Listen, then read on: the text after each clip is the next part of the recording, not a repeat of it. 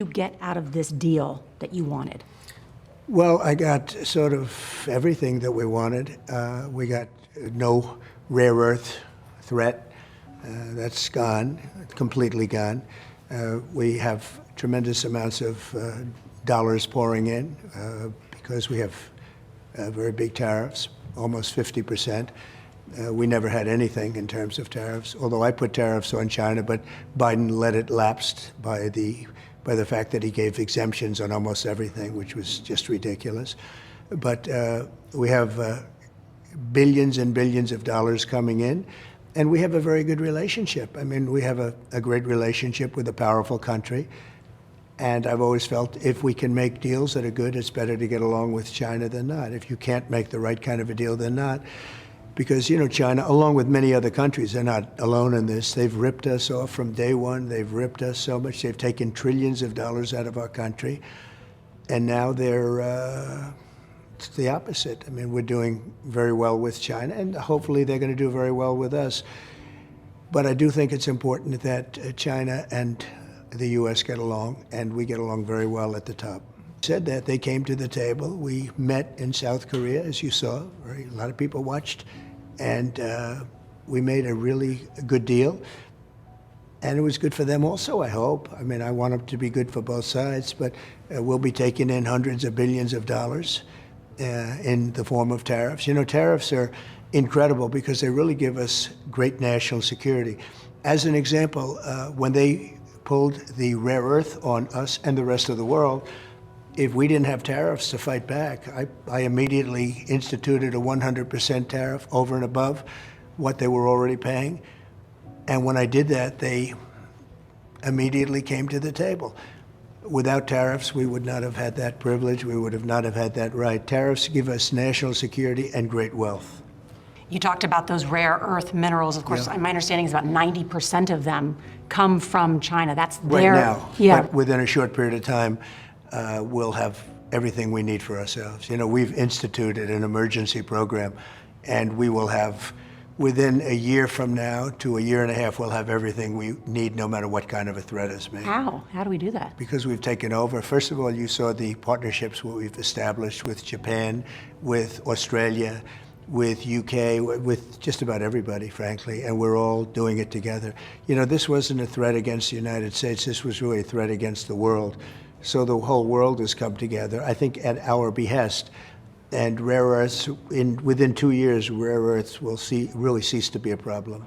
The one thing that China wants, but it doesn't have, is the world's most advanced semiconductors. That's right. That's what the United States has. Will you... Chips, in particular. Chips, that's right. Will you allow the chip maker, NVIDIA, to sell their most advanced chips to China? No, we won't do that. But it's not on the table at all. We will let them deal with NVIDIA. NVIDIA is the prime company in the world for that. And we will let them deal with NVIDIA, but not in terms of the most advanced. The most advanced, we will not let anybody have them other than the United States. Because then they would win the AI race. Well, they wouldn't win it necessarily, but they would certainly have an equal advantage. Right now, we're winning it because we're producing electricity like never before by allowing the companies to make their own electricity, which was my idea, which nobody frankly had thought of. These massive plants that are being built are building their own electric generating plants along with the plant itself, and that gives them all the electric they need without going to an old grid that's, you know, 150 years old. And they're making it themselves, and then they're selling back any excess electricity into the grid. So we benefit in all ways, but most importantly, it allows the companies to go immediately forward. We're getting approvals done in 2 and 3 weeks. It used to take 20 years, and we are leading the AI race right now by a lot. We are leading it by numbers that people have no idea. It's been really great. We've been very, very far-reaching for it. Look, that's the new internet. That's the new everything all put together. The amount, the economy, they can produce things that we don't want to produce because it's not really worth our while.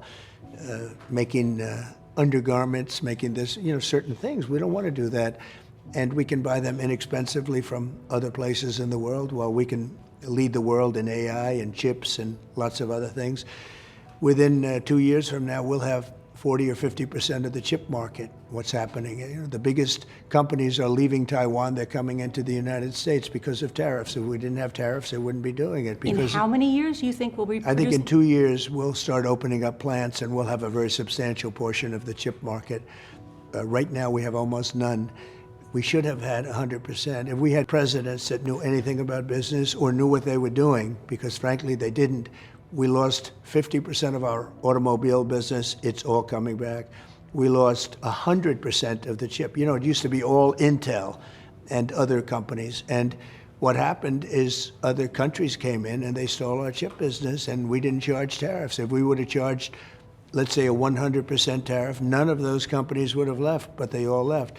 Now they're all coming back, Nora, because the only way they avoid the tariffs is to build in our country. If they build in our country, make their plant and make their product in our country, then it's a very simple thing. They don't have any tariff to pay.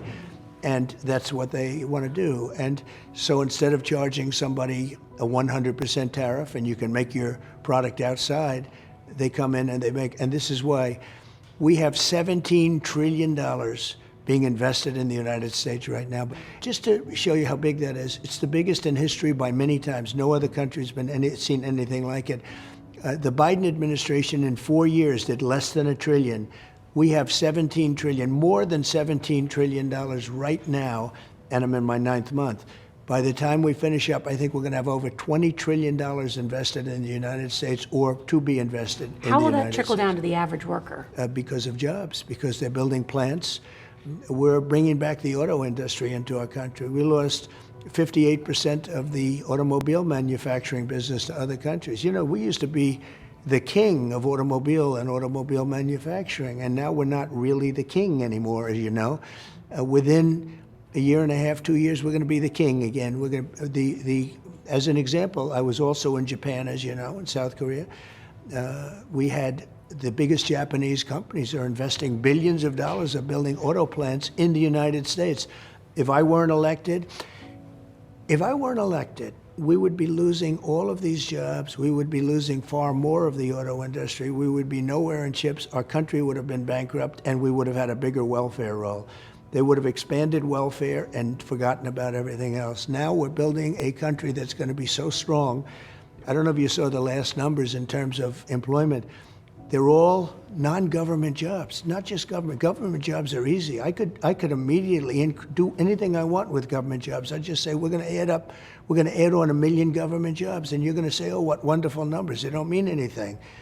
We are building jobs at a level that nobody's ever seen before.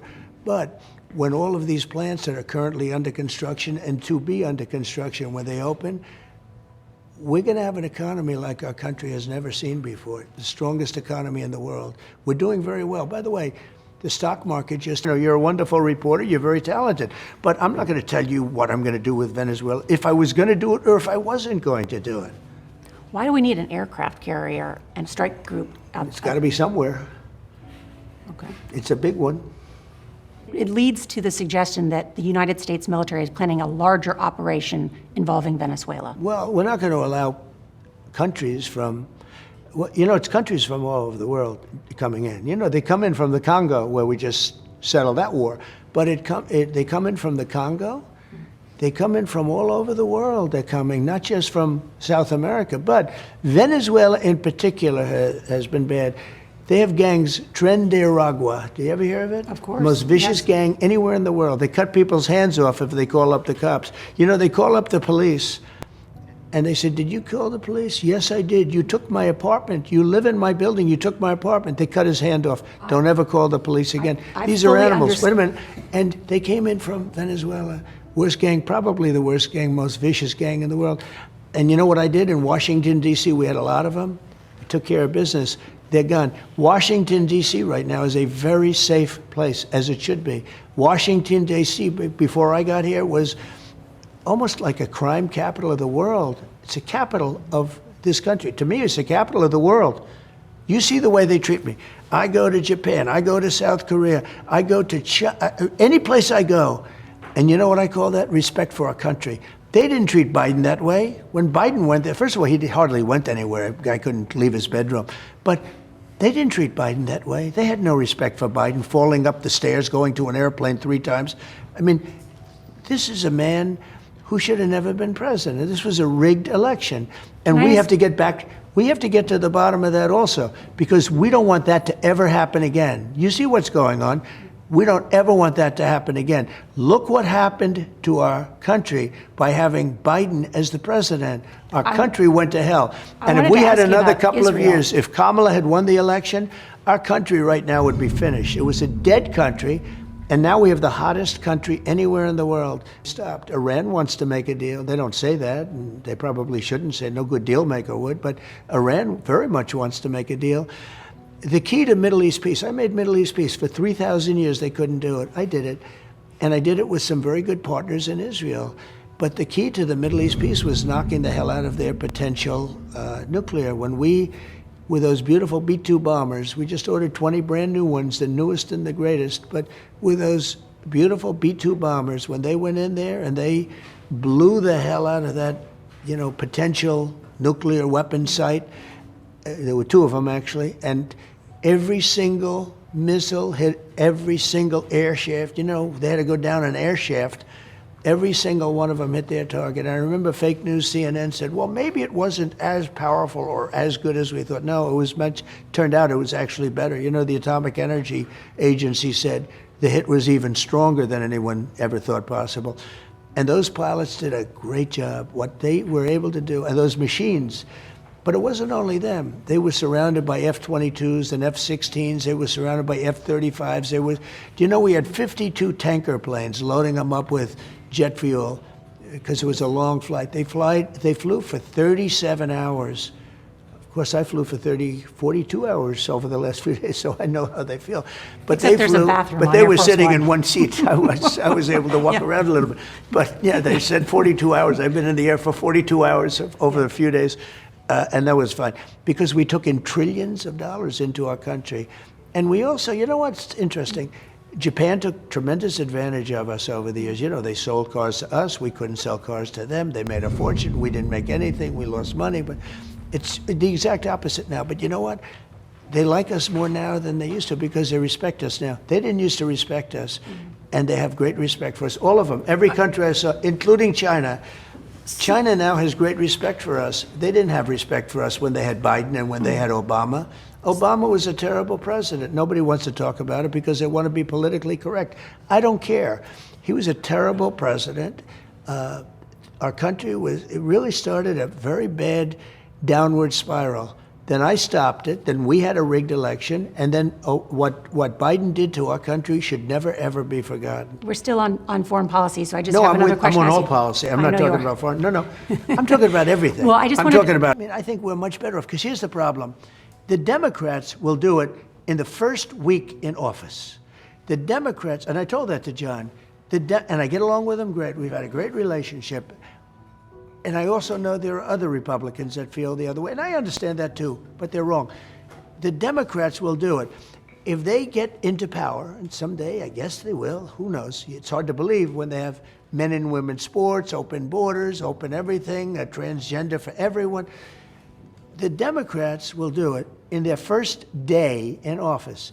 And the only reason they didn't do it is because of cinema and because of a man named Joe Manchin from West Senator Virginia, a good Christensen, man, yeah. and they disagreed with it. Now wait, had they approved it, I think just one of them, had they been able to get those votes, you would have had the nuclear option used. You would have had the filibuster ended, and the Democrats would have used it.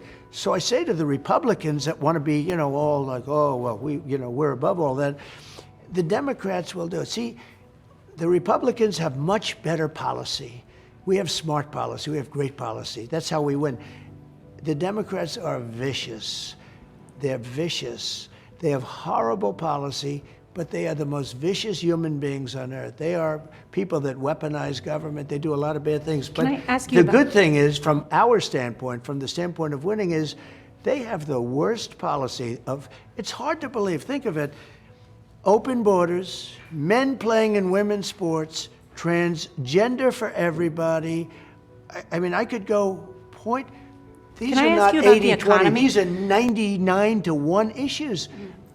and they don't change. I just watched this morning a Mr. show President, where... can I ask you about the economy? Just one thing. I watched a show this morning where a very well-known Democrat congressman was fighting like hell for men playing in women's sports.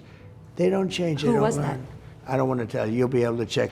If they take away the power of tariffs from us, and it has to be quick and nimble, you can't have Congress where hundreds of people have to look. They can't even agree to continue a country. You can't have Congress. This has to be quick and nimble. Well, you just As an finished that example, sentence. You said, if they take away my power to do tariffs, what? it would be a very sad day for the United States of America. We're making a lot of money. We're respected again all over the world. We have great national security. Let me give you an example. With China, they were, very strongly threatening us, frankly, with the rare earths. And then I said, well, if you're going to play that card, I'm going to put a 100% tariff on over and above what you're already paying, which was 55%, which was very high. A lot of money coming in, tremendous money like we've never seen. I'm going to put a 100% tariff on everything over and above. And you know what happened? We got a phone call 20 minutes later. We'd like to talk. If they take away the right to tariff, if we're forced to use Congress to approve, they can't approve anything. They would be sitting around for years debating whether or not we should use tariffs. You want that power. You want that executive power. You need it to protect our country. This is a national security. Tariffs are national security. If you take away the right to tariff, and remember this, tariffs have been used against us. And can you just answer that question that tariffs have led to inflation? They have led to an increase in cost of They haven't led to living for inflation. most We have Americans. no inflation. We have no inflation. Biden had inflation, and he didn't have tariffs. He didn't use So for tariffs. the average you know why he American- didn't use them? Because he's not smart enough to But use the them. companies say they've passed on more than 30% of these costs to the American consumer, ready? the Are tariffs. you I mean, ready? somebody has to pay for it. Yeah, you have to pay, but we don't have any inflation. Inflation is the real test of paying. Everybody said, oh, if you do tariffs, you're going to have inflation. So Biden had the highest inflation in the history of our country by far, okay? No tariffs. I have very modest tariffs compared. Let me tell you, these tariffs ultimately are so good that at some point, when they're used properly, and I use them more properly than anybody's ever even dreamt possible, think of it. We've become rich. We're taking in trillions of dollars, and I have no inflation, and I have total national security. When I put the 100% tariff on China over and above what they were already paying, which was about 55%, so 155, they came to the table immediately, and they made a deal with us that was a very fair deal. That's called national security. And then I didn't make them pay the 100%. That would have been instituted, that would have come to fore on November 1st. I know our time with you is Nora, limited. listen to me. I hear you. If I didn't have the power of tariff, we would be like a subject nation. We'd be subject to everyone else. Everybody uses tariffs on us. If I wasn't allowed to use tariffs on them, we would be a third rate. We'd be a third. Even during my term, on a perfect phone call, I got impeached. This call was perfect. Tim Scott from South Carolina, highly respected, a legitimate person, totally legit. He read the thank goodness we had a transcript of the call. The call I got indicted on, a call on Ukraine of all places with the president of Ukraine. It was a perfect phone call. Tim Scott said, I just read the transcript. The president didn't do anything wrong. It was perfect. And that was the end of the indictment pretty much. But I had to go through a whole process. You know, the Democrats knew that I wasn't guilty because they didn't know the call was, I didn't know either. The call was essentially taped. So we knew exactly what the call. When they found out that the call was taped, Nancy Pelosi went crazy. They said, you made me go into this mess. She screamed at all these people that made her do it, bad people like Schiff, et cetera, et cetera. So what happened is she went nuts. And just to conclude, and they said, let's do it anyway.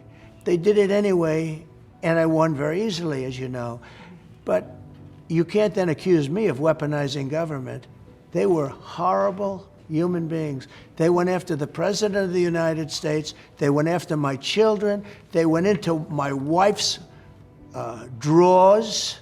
They went into my wife's closets. They held the dresses up. She came back. She said, oh, what happened? What happened? Because she's a very meticulous person. Everything's nice and neat. heard you talk All of about- a sudden, everything's like They went into my office. They took things that I was allowed to have filed under the Presidential Records Act that I was allowed to have. I had records. I was allowed to have them. Only the president's allowed, but and it was nothing very significant anyway. There was like nothing. Wait, just 1 second. They opened these. I'm a very meticulous person too. I have files, beautiful. They took the files, threw them all over the phone, all over the floor. They were all over the floor. And they took pictures of them.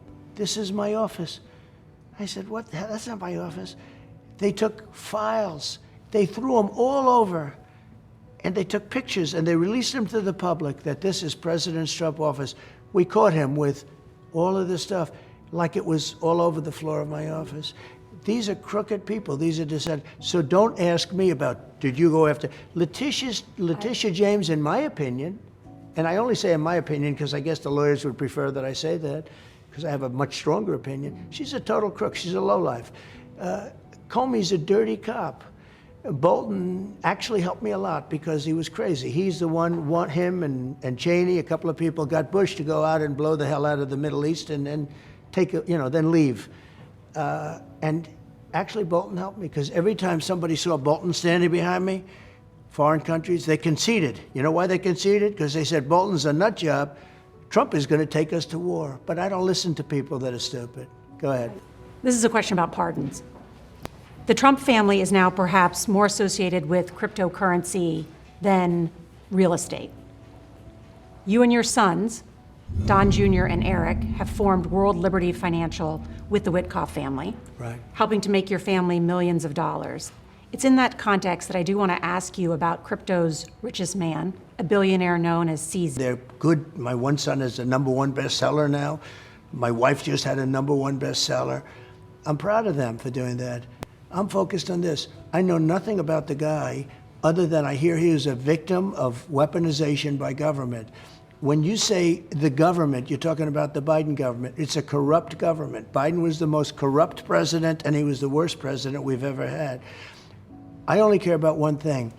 Will we be #1 in crypto? Crypto has turned out, and in that sense, I've been right. Crypto's turned out to be a massive industry, if you want to call it that. And I'm very proud to say that we are far and away ahead of China and everybody else. Now, China's getting into it very big right now. If you want to go after people, you're going to kill that industry, and it'll be very bad. Tremendous number of jobs. I campaigned positively on crypto, very openly. I campaigned. Biden campaigned against it. When Biden found out that I was getting like 100% of the crypto vote, which was a lot, he switched totally, and he went in favor of crypto. They went totally in favor. They had many people under indictment. They let them all go. They let them all go. You know that. Many people were under indictment. Biden was a corrupt president. Biden went all in on crypto at the very end because he thought he could get some votes. It didn't work. They voted for me. I want to make crypto great for America. That's the only thing.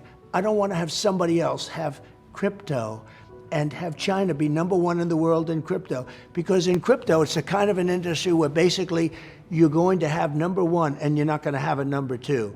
And right now we're #1 by a long shot. I want to keep it that way. The same way we're #1 with AI, we're #1 with crypto. And I want to keep it that way. I know my time is limited with you, so I want to be respectful of you, Mr. President. The issue of political violence I want to get to, because you were nearly assassinated in Butler, Pennsylvania. Charlie Kirk was assassinated. Pennsylvania Governor Josh Shapiro's house was firebombed. Minnesota lawmaker murdered. What's your message to those on the left and the right who would seek to commit acts of violence? Well, I think primarily on the left, a little bit of both, but I think primarily on the left. I think they have to tone it down. I think they have to approve the shutdown so it's not shut down. I think it's very bad what they're doing. They're hurting people. If you think about it, if people aren't going to get paid, they're going to be, a lot of angry people out there. They want to get their food. They want to get the money so they can live. In some cases, whatever they want to get, they want to get. I think by the Democrats not giving us the votes, I think it endangers both parties. I think it's very bad. There's never been a case like this. This is fairly standard stuff. You do extensions are almost automatic. In fact, they were virtually automatic. This is the only time. They don't want to do the extension because they're losing so badly that they said, maybe we have some leverage. One of the senators said that. Maybe this is the first time we have some leverage. I wonder if but they really don't have leverage because wonder if we're at the a breaking Republicans point. can't be extorted in order to ruin our country. Do you feel like we're at a breaking point, given everything that you just said? No, it's been much worse. Because you I mean, over history, it's been much worse. Sure, the political violence that, we just outlined, the number of that's members of that's a people in different question. public Yeah, I think- that have been targeted. And then Yeah. I just read that there's now a number of your cabinet secretaries and aides who are now living on military bases. Yeah. Usually when people talk, they're not the problem. It's the ones that don't talk in terms of that. But I think it's a lot of the rhetoric. Look, they call me a Nazi all the time. I'm not a Nazi. I'm the opposite. I'm somebody that's saving our country. But they call me Nazi. They have talking points, They have just talking points. And the press is largely responsible for it.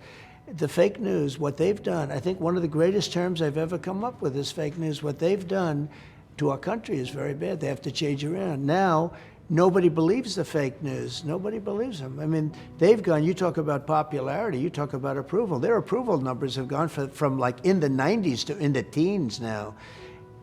We need borders. We need fair votes. And you really need a fair press. And you do. You have some great journalists, some great reporters, but you have some terrible, terrible, dishonest journalists. And I see it all the time because I'll give them a story and they'll have it. Even my trip with China, it was so successful. But of all, the Wall Street Journal, they said Trump lowers tariffs. That was the headline. Trump lowers tariffs. That wasn't what happened. I lowered tariffs in order to get everything that anybody could possibly dream of. The point wasn't lowering tariffs. I put a behind number, I cut it, and I got everything. And yet the headline in the Wall Street Journal, beautiful picture of myself and presidency, everything nice, but the headline was, Trump lowers tariffs. That wasn't the story. The story was Trump got everything, including world peace. We're respected as a country. We're not threatened right now, and we're not going to be threatened. As long as we have a strong, all of that, we have a great bench. We have unbelievable people. You could go up and down my cabinet. We have great people. They don't. They have a guy that's ruined the state of California, ruined it, destroyed it. And I have a lot of property out there, I can tell you. They've ruined the state of California. He has been terrible. Other than he's got a good line of bullshit. That's all it is. He's ruined the state. And he's one of the people running. Jasmine Crockett. She's a low IQ person. They say she might run for president. Jasmine Crockett. This is a very low IQ person. AOC, I watched her speak the other day. Almost the first time she was screaming, she was like a crazy person. She's got, not a good speaker, doesn't have, I don't think, but you never know what it is. You never know what it is that can spark an election. When Joe ran, the first time I thought he was terrible, he was horrible. I won by a lot. The second time he was running, he was doing very poorly, had a bad debate, and they replaced him in the middle of the election. This could only happen to me. They replaced him with somebody. The press got behind her. Oh, they were so behind her. But eventually she failed because she couldn't speak. She wasn't a very intelligent person, in my opinion, but she couldn't speak properly. She could not speak. And actually 60 Minutes paid me a lot of money. And you don't have to put this on because I don't want to embarrass you, and I'm sure you're not. I think you have a great new leader, frankly, because the young woman that's leading your whole enterprise is a great, from what I know, I don't know her, but I hear she's a great person.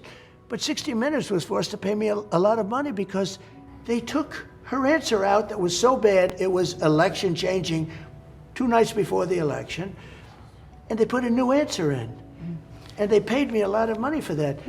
You can't have fake news. You've got to have legit news.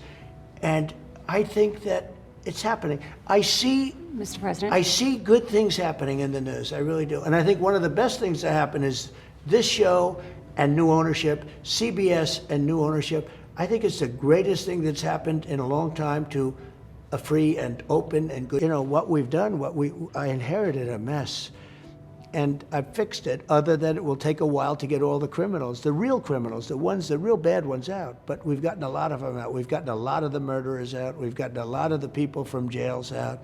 and we've taken them back to their countries. In some cases, they're so dangerous that we've actually had to put them in our jails because we didn't want them coming back.